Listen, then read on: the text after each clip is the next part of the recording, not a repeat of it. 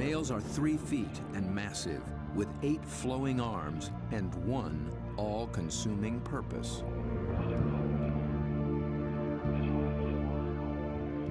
A much smaller female takes refuge in the rocks.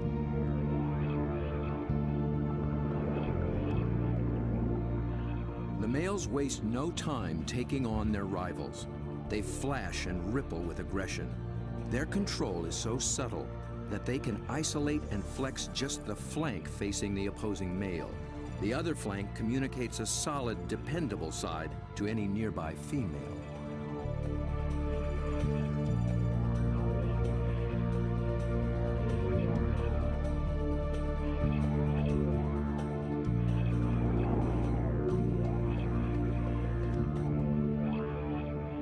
One male has claimed her and takes possession. He'll guard her now, keeping her beneath him until she is ready to lay her eggs. Jules, you around here somewhere? Bob is heading for this far-flung coast, but before diving with these giants, he needs to brush up on the subtleties of cuttlefish communication. This is a crazy place to meet a scientist. Julian Finn is a leading expert on the intense social dynamics of the cuttlefish. He comes to this junkyard to scrounge up special equipment for an interesting experiment. Hey, Jules. Over here, Bob. Oh, okay. Oh, there you go. Yeah, it's You into old cars? Oh yeah, I love them. I've got a number of old cars and plenty of treasures in this place.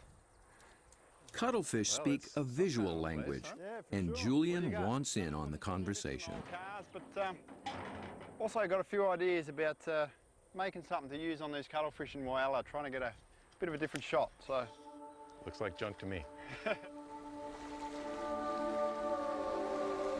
Meanwhile, the cuttlefish continue to gather.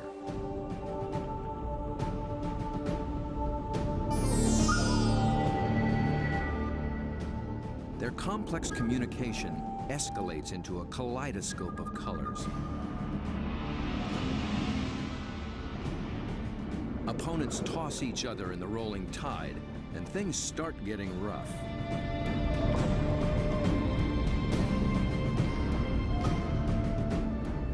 The violence can rip up their all-important skin, sabotaging a male's chance to impress and intimidate.